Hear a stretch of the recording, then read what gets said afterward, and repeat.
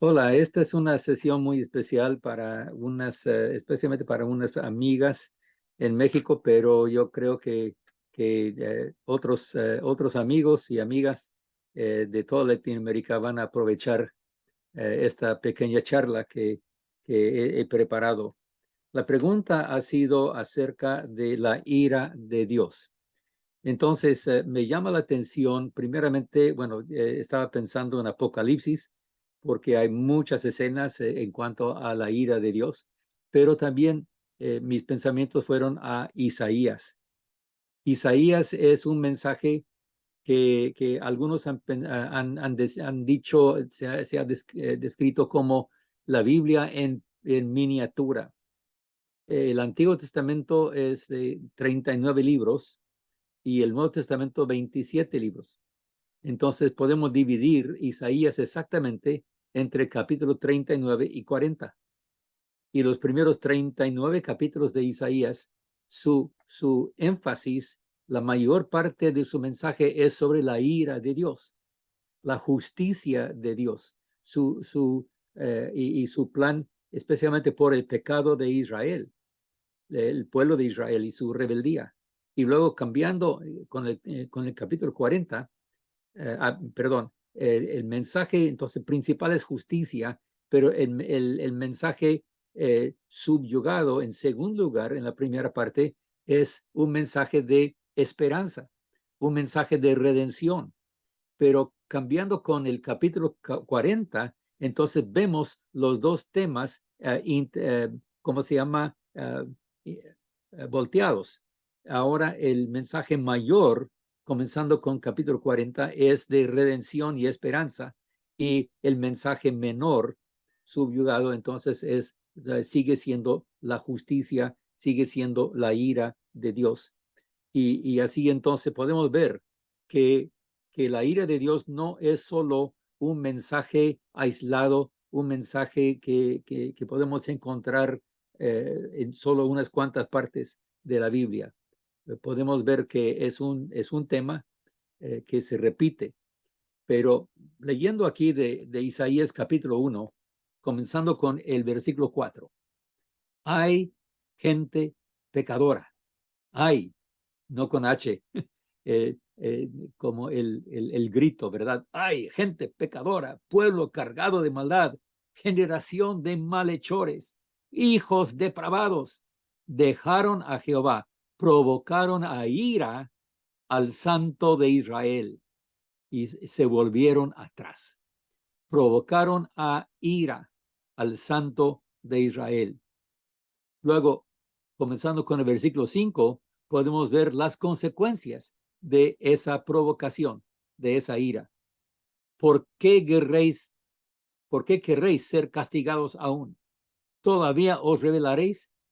Toda cabeza está enferma y todo corazón doliente. Desde la planta del pie hasta la cabeza no hay en él cosa sana, sino herida, hinchazón y podrida llaga. No están curadas ni vendadas, ni suavizadas con aceite. Vuestra tierra está destruida, vuestras ciudades puestas a fuego, vuestra tierra delante de vosotros comida por extranjeros y asolada como asolamiento de extraños. Y queda la hija de Sión. Es interesante, una palabra aparte aquí.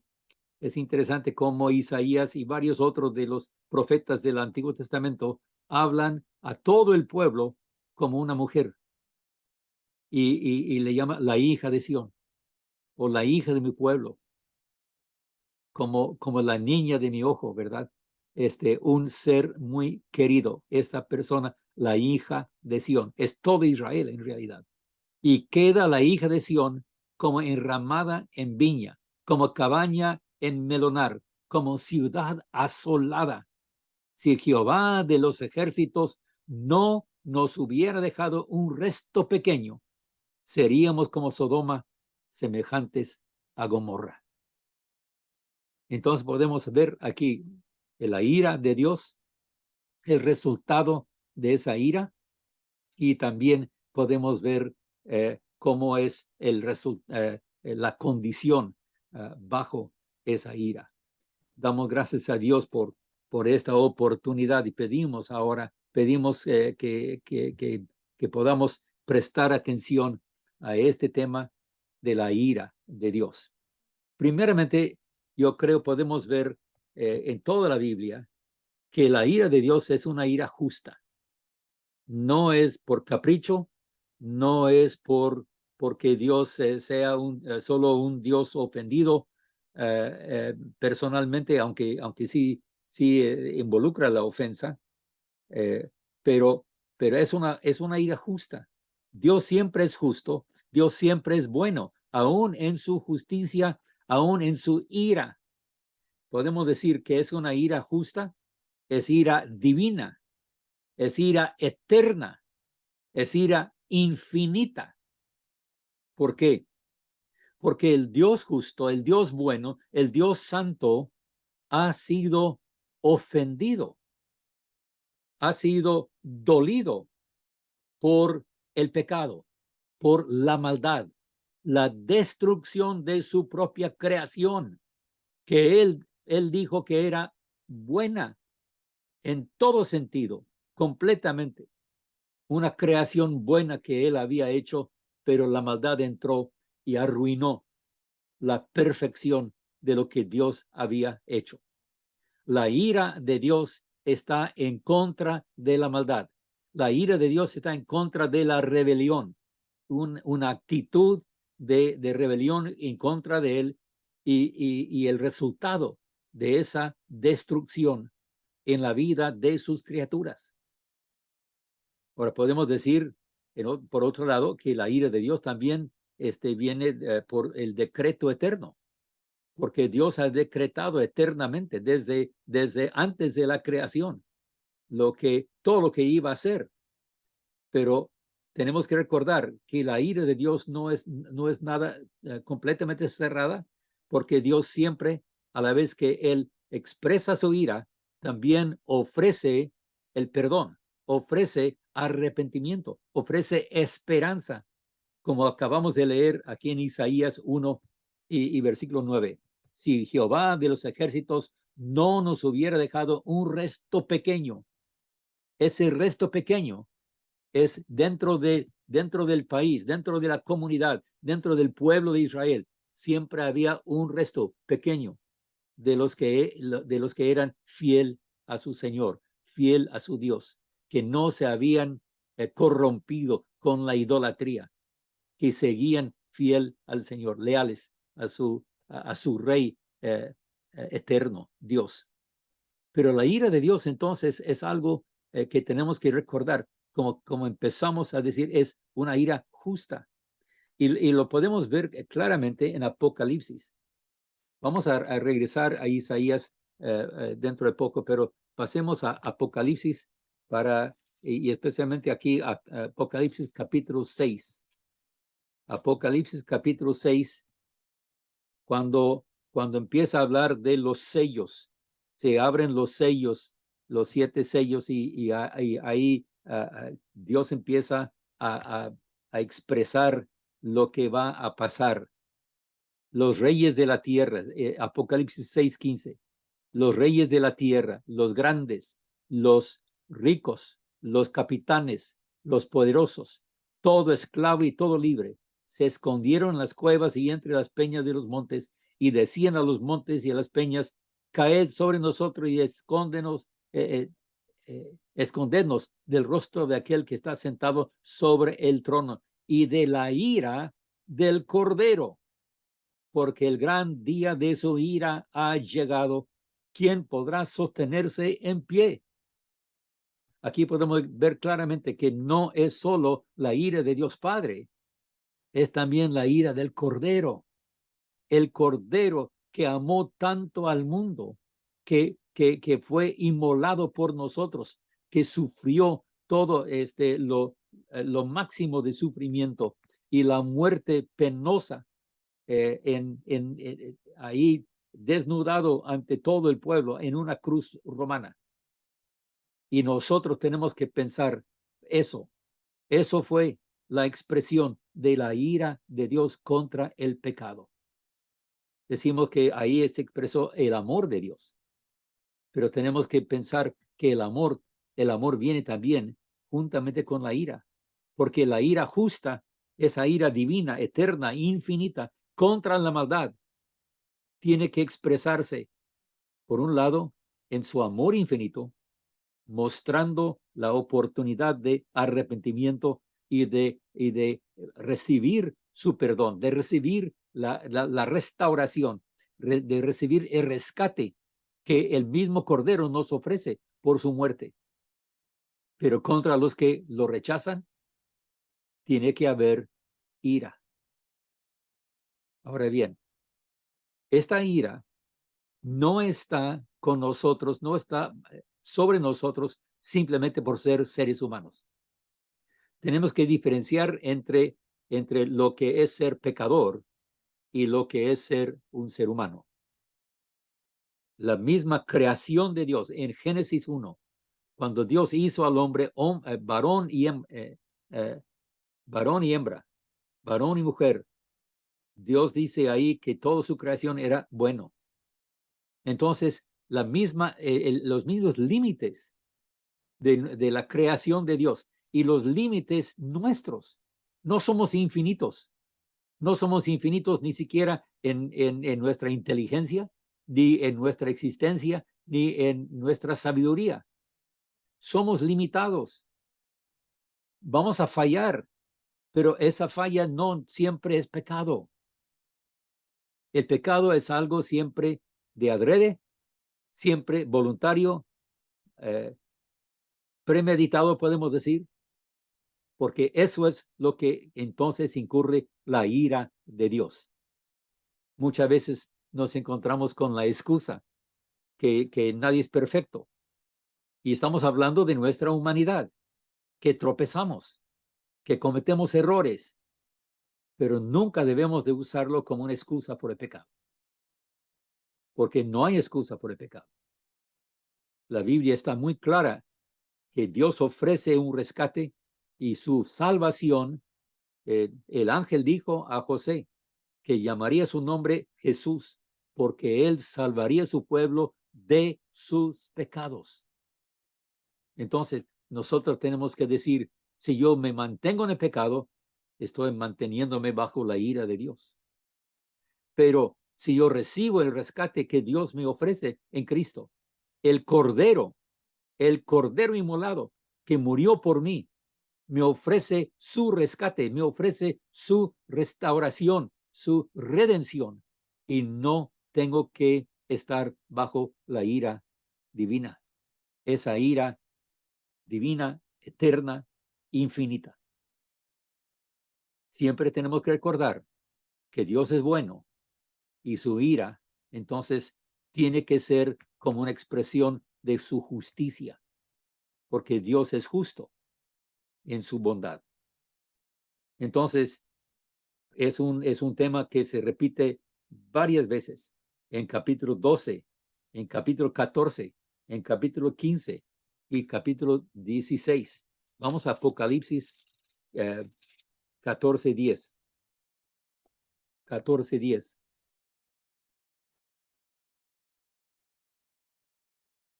Hablando acerca del que beberá del vino de la ira de Dios, que ha sido vaciado puro en el cáliz de su ira.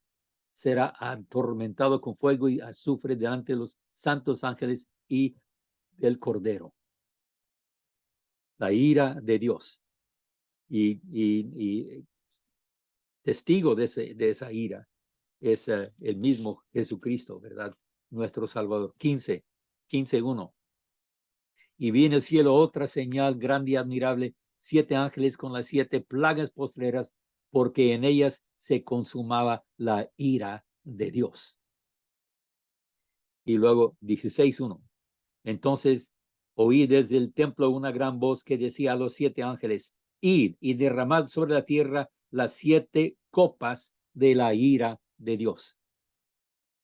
Muchos hemos concluido de este estudio de Apocalipsis, de los sellos, de las trompetas y de las copas de ira, que se trata más o menos de lo mismo. se puede ver las 7 trompetas y las 7 copas que se intercalan casi perfectamente. Y yo sostengo esa teoría, que no estamos hablando de eventos separados, sino de otra manera de ver lo mismo, otro aspecto de esto de la ira de Dios.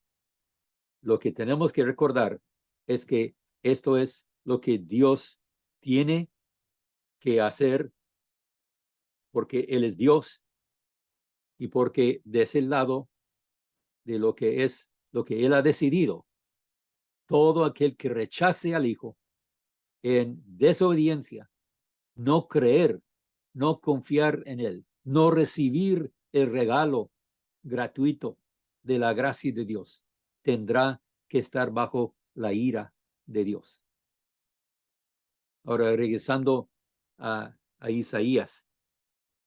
Isaías, como dije, ofrece no solamente la justicia y el juicio de Dios en contra del pecado, en contra de todo eso que sucede, especialmente con el pueblo de Israel. También hay una profecía muy fuerte contra Egipto. En Isaías 9, capítulo 9, versículos, el versículo 19.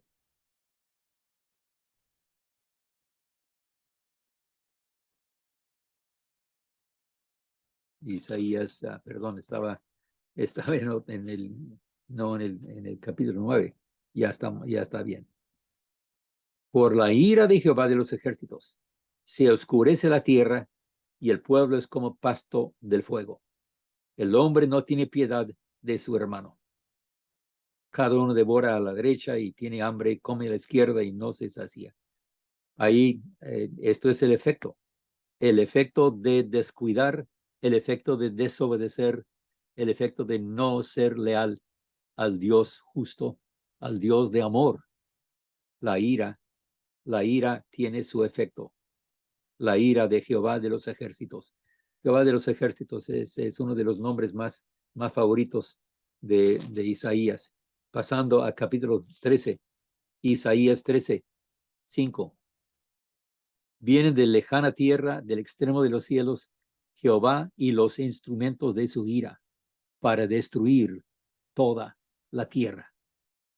Si en los tiempos de Isaías, los tiempos de Jeremías, se llevó a cabo a través de, primeramente, de los asirios al reino del norte, y luego después, en tiempos de Jeremías, a manos de los babilonios, la destrucción del reino del sur y la destrucción de Jerusalén como la ciudad de Dios.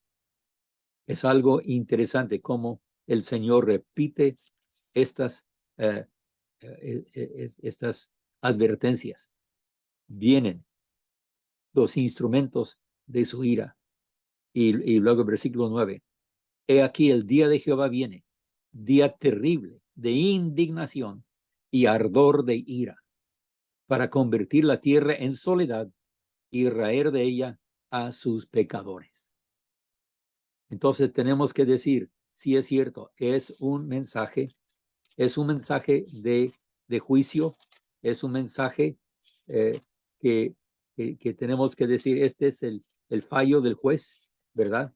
Ahora pasemos a Isaías 48. Isaías 48 y versículo 9.